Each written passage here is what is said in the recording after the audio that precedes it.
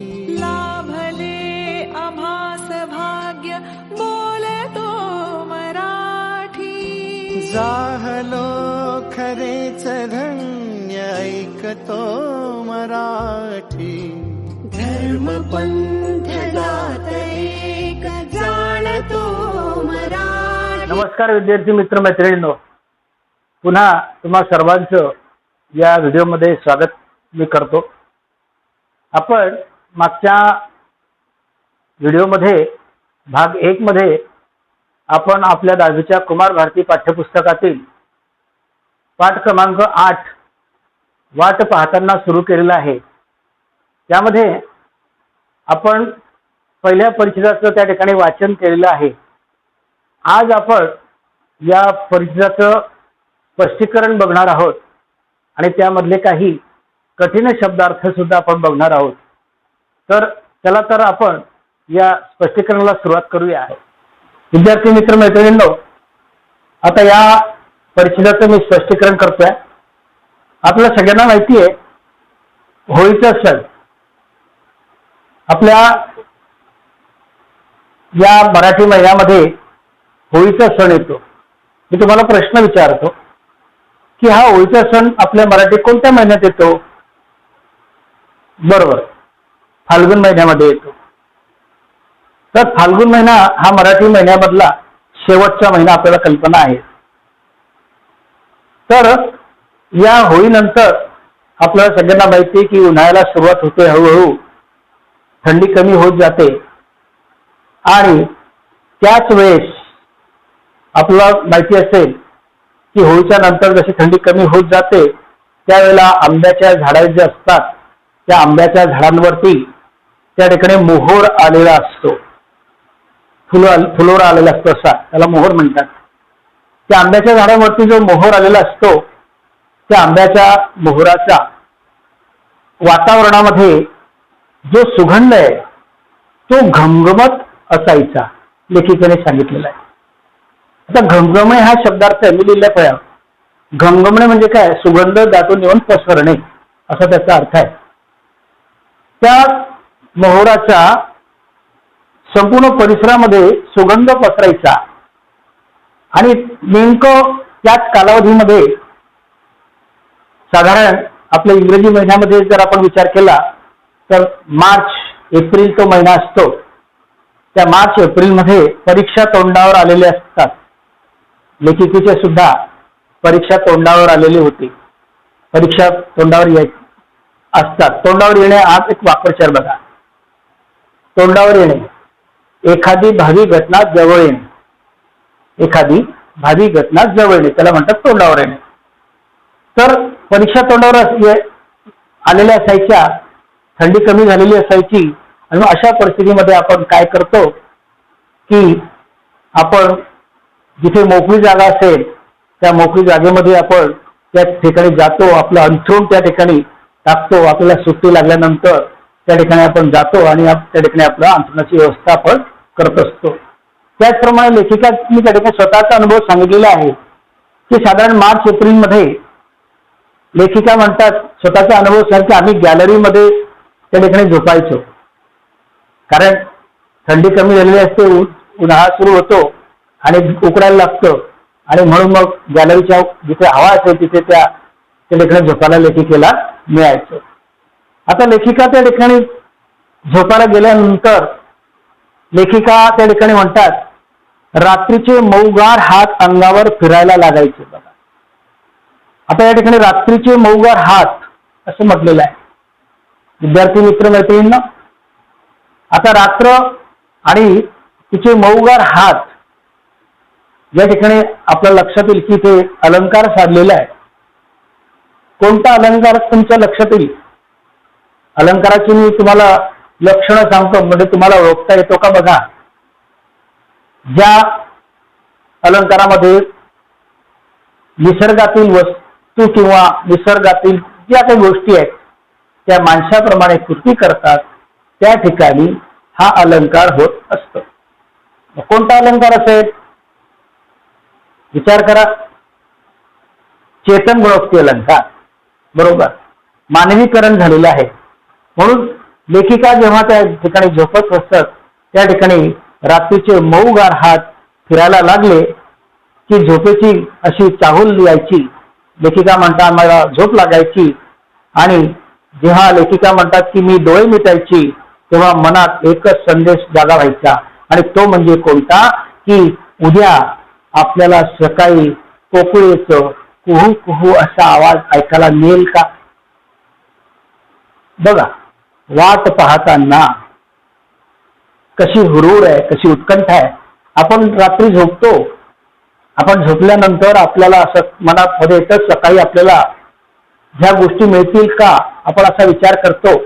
तसं लेखिकेने सुद्धा आपण या ठिकाणी गॅलरीत झोपलेलो आहोत आणि सकाळी आपल्याला या कोकिळेचं कुहू कुहू असं आपल्याला आवाज तिचं गुंजन ऐकायला येईल का असं रात्री विचार करून लेखिका त्या ठिकाणी झोपतात, गाढ झोपून जातात आणि सकाळी अचानकपणे कुहू कुहू असा आवाज लेखिकेच्या कानावर येतो आणि लेखिका त्या ठिकाणी सकाळी उठल्यानंतर त्या आवाजाची कानावर तो जो आवाज पडतो त्या आवाजाने लेखिका म्हणतात की मला जी आवाजाचं वाट पाहणं होतं त्या वाट पाहण्याचं सार्थक होऊन जातो. इतकं समाधान त्या ठिकाणी बघा. वाट पाहण्याने आपल्याला समाधान मिळतं लक्षात घ्या. म्हणून वाट पाहण्याचं त्या ठिकाणी महत्व लेखिकेने सांगितलेलं आहे. जे रात्री लेखिकेने त्या ठिकाणी त्या कोकिळेचं कुहू कुहू ऐकू येईल का अशी वाट बघायचं स्वप्न बघितलं ते सकाळी त्या ठिकाणी खरं झालं आणि त्या ठिकाणी लेखिका म्हणतात वाट पाहण्याचं सार्थक झालं. सार्थक झालं धन्यता वाटणे. वाक्प्रचार सार्थक होणे, धन्यता वाटणे. अशा प्रकारे बघा वाट पाहण्यातलं त्या ठिकाणी कुहू कुहू ऐकल्याबरोबर लेखिकाचं वाट पाहणं सार्थक झालेलं आहे.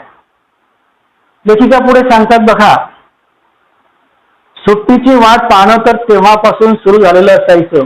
तेव्हापासून अगदी परीक्षेच्या अगोदरपासून सुद्धा सुट्टीची वाट लेखिका बघत होत्या. ते कशासाठी आपण सुद्धा सुट्टीची वाट बघतो. कशासाठी आरामासाठी. परंतु तसं नाही. लेखिकांनी सांगितलं बघा की सुट्टीची वाट आम्ही बघायचो. अभ्यासाचा लेखिका म्हणता आम्हाला आळस नसायचा. हे आवाज लक्षात घ्या. अभ्यासाचा मुळीच आळस नसायचा. लेखिकेला पाठांतर आवडायचं. नेमलेली पुस्तकं तर आवडायचीच. जे अभ्यासाची पुस्तकं आहेत ती तर आवडायचीच. पण अभ्यासाचं पुस्तक जरा बाजूला झालं की सुट्टीची उसळी मारून वर यायची. बस सुट्टीची वाट बघण्यात त्या ठिकाणी परीक्षेचा काळ असायचा. अभ्यास करायला लागायचा आणि सुट्टी केव्हा लागेल असं मनात आठवण झाली की सुट्टीची वाट बघण्याची जी आठवण आहे ती उसळी मारून वर यायची लेखिका त्या ठिकाणी सांगतायत. आणि मग त्या ठिकाणी बघा काय अंगणातलं हजारी मोगऱ्याचं झाड. हजारी मोगऱ्याचं झाड आपल्याला माहिती मोगऱ्याचं झाड. त्या ठिकाणी अनेक फुलांचा गुच्छ येणारे असं मोगऱ्याचं जे झाड असतं त्याला म्हणतात हजारी मोगऱ्याचं झाड. तर हजारी मोगऱ्याचं झाड शनिवार वाड्यात सकाळी सकाळी जाऊन वेचून आणलेली बकुळची फुलं. शनिवार वाडा माहिती कुठे शनिवार वाडा पुण्याला. पुण्याचे शनिवार वाडा माहिती आहे सगळ्यांना. तर शनिवार वाड्यामध्ये सकाळी सकाळी जाऊन वेचून आणलेली बकुळची फुलं, माठात वाळ घातलेलं पाणी, आई आत्या कुरड्या पापड्यांची जी घाई करत होती ती घाई, अंगणभर पडणारी वाळवणं, कैरीची डाळ आणि पधव, कधी कधी जर परवानगी मिळाली तर चोखायला मिळणारं बर्फाचे गोळे, उसाचा ताजा रस, मुख्य म्हणजे खूपच खूप गोष्टीची आणि कवितांची पुस्तकं. सुट्टीची किती वाट पाहत असो आम्ही. बघा जसं आपण सुट्ट्यांमध्ये ह्या गोष्टी करतो आपल्याला सगळ्यांना माहिती. आपल्याकडे सुद्धा आपली आई आत्या जास्ती त्या अशा ह्या सुट्ट्यांमध्ये कुरड्या पापड हे करत असतात. लेखिका सुद्धा त्या ठिकाणी त्यांच्या जे घरातलं वातावरण आहे ते सांगतायत की या ठिकाणी पापड कुरड्या वाळवणं घातलेली अंगणभर वाळवणं घातलेली असतात. ती वाळवणं आपण बघतो की उन्हाळ्यामध्ये जसं आधीच सांगितलं तुम्हाला की कैऱ्याच्या आंब्याला मोहर येतो त्याची नंतर कैऱ्या येतात, आपण कैरीचं पन्ह करतो, त्याच्यानंतर आपण उन्हाळा तापतो, त्यामुळे सुट्यांमध्ये आपण बर्फाचा गोळा खातो, थंड काही पितो, उसाचा रस पितो. आणि याच्याच जोडीला लेखिका म्हणतात की कवितांची पुस्तकं आणि गोष्टींची पुस्तकं ही सुद्धा सुट्टीमध्ये आपल्याला वाचायला मिळतील याची वाट लेखिका बघत होत्या. या सगळ्या गोष्टी तर होत्याच, पण खास करून लेखिका सुट्यांची वाट का बघत होत्या, तर त्या सुट्यांमध्ये लेखिकेला पुस्तका आणि कविता ह्या ज्या आहेत त्या वाचायच्या होत्या आणि त्या पुस्तकांची आणि कवितांची वाट लेखिका बघत होत्या की आपल्याला एकदा सुट्टी केव्हा लागेल आणि आपण तेव्हा या पुस्तकांमध्ये आपण जाणार आहोत, पुस्तकांच्या जगात केव्हा जाणार आहोत, अशा लेखिका या ठिकाणी आपला विचार करतायत सुट्यांमधला. लक्षात घ्या, सुट्यांमध्ये अशा प्रकारचा सदुपयोग आपण सुद्धा विद्यार्थी मित्र मैत्रिणींनो करायचा आहे. या सगळ्या गोष्टी बरोबर लेखिकेने जो आपल्याला पाठ या ठिकाणी दिलेला आहे त्यामध्ये सुट्यांमध्ये जी हुरूर लेखिकेला होती ती पुस्तकं वाचण्याची आणि पुस्तकं आपण सुट्यांमध्ये वाचणं गरजेचं आहे, हेच या बाजूने आपल्याला शिकायचं आहे. म्हणून ह्या ठिकाणी ह्या गोष्टीकडे लक्ष द्यायचं आहे. पुढे बघा काय सांगतात लेखिका की त्या ठिकाणी आमच्या भल्या मोठ्या वाड्यात पुष्कर बिघाडं होते आणि चौथा मजला म्हणजे मोठा माळाच होता, लेखिका म्हणतात ते का नाही. आणि सुट्टीची वाट बघत असताना त्या माळ्यावर जाऊन पुस्तकांच्या गराड्यामध्ये, बघा पुस्तकांच्या गराडा शब्द माहिती आहे तुम्हाला, गराडा गर्दी करून घाललेला वेढा, मोठा गराडा घालतात आपल्याला माहिती आहे, चोरांच्या भोवती पोलीस गराडा घालतात, मोठी गर्दी करतात. पण इथे हा गराडा कशाचा आहे, पुस्तकांचा. लक्षात घ्या, अशी इतकी मोठी पुस्तकं पडलेली आहेत ती पुस्तकं त्या ठिकाणी पुस्तकांच्या गराड्यात लेखिका जाऊन बसत असत, इतकी त्यांच्या घरामध्ये पुस्तकं होती.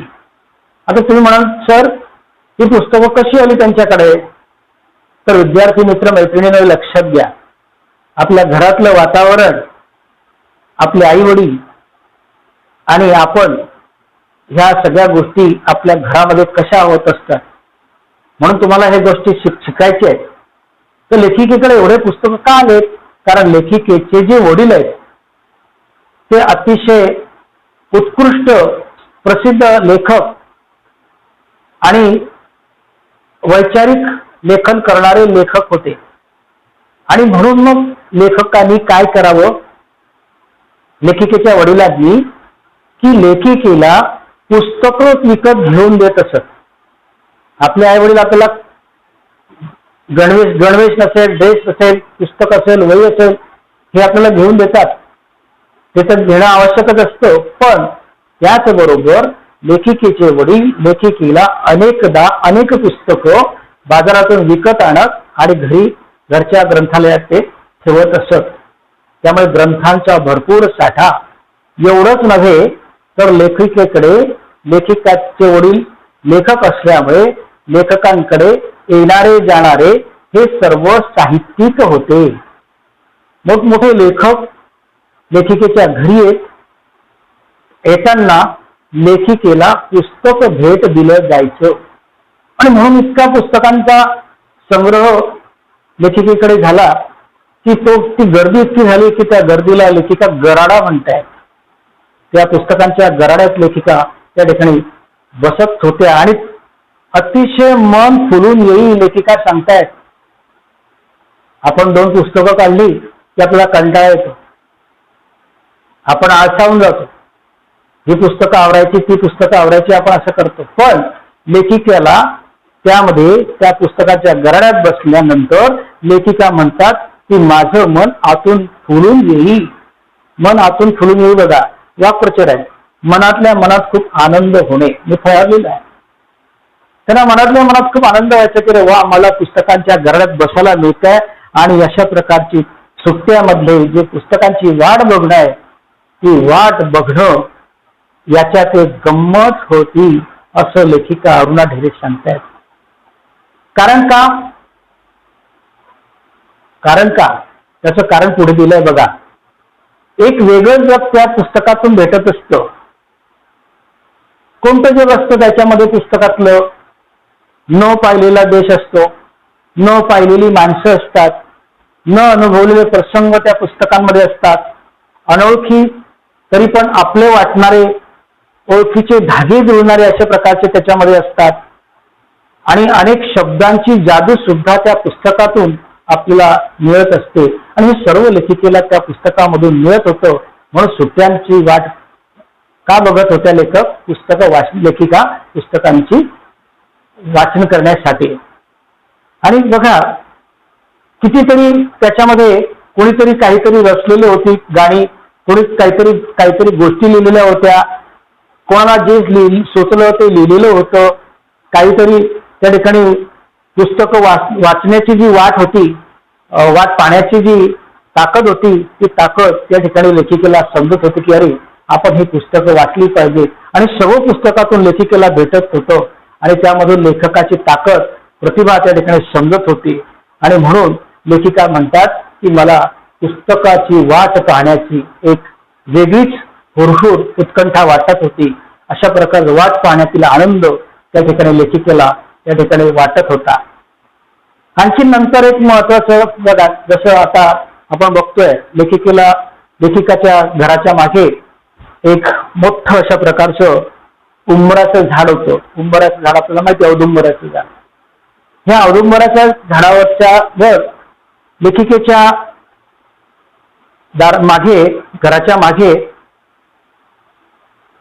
त्या ठिकाणी पोपटांचा थवा येत होता आणि त्या पोपटांच्या थव्याचं वाट पाहणं हे सुद्धा लेखिकेला हुरहुर आणि उत्कंठा वाढवणारं वाटत होतं. बघा, उन्ह तापण्याचे दिवस आले की त्या ठिकाणी त्या पोपटांचे थवे त्या उंबराच्या झाडावरती येऊन थांबायचे आणि राघूच्या हिरव्या पंखांनी इतकं ते उंबराचं झाड इतकं सुंदर होऊन जायचं की लेखिका त्या उंबराच्या झाडाकडे बघून त्या थव्यांनी, त्या पोपटाच्या बसलेल्या थव्यांचं सुंदर अशा प्रकारचं दृश्य, लालसर गोड झालेल्या उंबराची आणि त्या पोपट बसलेल्या थव्यांची त्या दृश्याकडे बघून लेखिका म्हणतात की माझ्या मनामध्ये कितीतरी कवितांची त्या ठिकाणी, माझ्या मनात कितीतरी कविता जाग्या होत होत्या. म्हणजे लेखिकेला त्या दृश्याकडे बघून अनेक कविता सुचत होत्या. लक्षात घ्या, लेखिका या ठिकाणी त्या उंबराची माझ्या मनात जाग्या होणाऱ्या कितीतरी कवितांची त्या ठिकाणी लेखिका म्हणतात की मी कविता त्या ठिकाणी मला सुचतात. आणि पुढे मग लेखिका सांगतायत की कवितेचं बोट मी घट्ट धरून ठेवलं आणि त्या कवितेची आणि लेखिकेची इतकी मैत्री घट्ट झाली, जसं आपण एखाद्या मैत्रिणीची किंवा मित्राची आपण मैत्री निभावतो, आपण घट्ट तिची मैत्रीण बनतो, मित्र बनतो, त्याप्रमाणे आपण आपल्या सुखदुःखामध्ये आपल्या मित्राला, आपल्या मैत्रिणीला आपण हाक मारतो आणि आपण लगेच एकमेकांकडे धावतो. तशा प्रकारे कवयित्री ह्या ठिकाणी ह्या ज्या आपल्या अरुणा ढेरे आहेत यांनी आपल्या कवितेशी मैत्री साधलेली आहे. आणि मग लेखिका सांगतायत की मी त्या मैत्रिणीशी म्हणजेच कवितेशी मी भान विसरून वाटेल ते त्या ठिकाणी मी त्या ठिकाणी बोलत राहत होती. आपण जसं मैत्रिणीशी आपण गप्पा मारतो, या ठिकाणी मैत्रीण लेखिकेची आहे कविता, त्यांच्यात हा जो फरक या ठिकाणी दाखवलेला आहे की आपण जसं मैत्रिणी आपली असते, आपण तिला केव्हा हाक मारतो ती धावून येते, पण मात्र कविता तशी नाही. लेखिकेची मैत्रीण कविता असल्या आहे आणि ही कविता जेव्हा हाक मारेल तेव्हा येत नव्हती.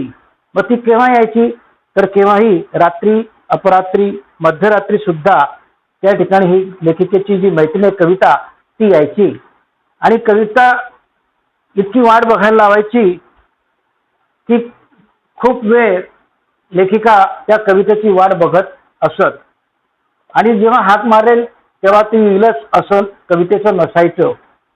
मग लेखिका म्हणतात की मला त्या कवितेची वाट बघणं, पाहणं हे अस्वस्थ वाटत होतं. आणि माझं त्या कवितेच्या वाट बघण्यामध्ये कशातच माझं चित्त लागत नव्हतं. मग घरामध्ये मी कवितेची वाट बघते हे बघून घरामधली आई, आत्या ह्या सगळ्या मला त्या ठिकाणी त्या बोलत असत आणि म्हणून मला मग त्यांची बोलणी त्या ठिकाणी ऐकावी लागत असत. मग अशा प्रकारचं ते कवितेचं वाट पाहणं लेखिकेला आठवलं की लेखिका म्हणतात की मी अजूनही हुरहुरते.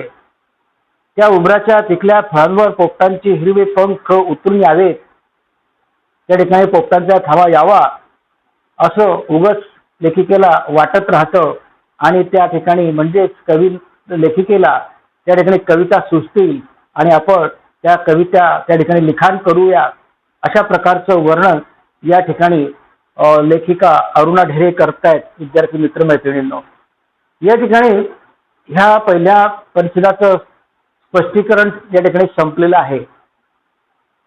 आपल्याला या पहिल्या परिच्छेदावरती मी स्वाध्याय देणार आहे. तो स्वाध्याय तुम्हाला सोडवायचा आहे. उर्वरित जो पाठ आहे तो आपण पुढील व्हिडिओमध्ये नक्की अभ्यासणार आहोत. तेव्हा आजचा हा व्हिडिओ आवडला असेल तर लाईक करा, सबस्क्राईब करा, कमेंट द्या. पुन्हा एकदा सर्वांचं त्या ठिकाणी सर्वांना धन्यवाद देतो आणि याच ठिकाणी थांबतो. धन्यवाद.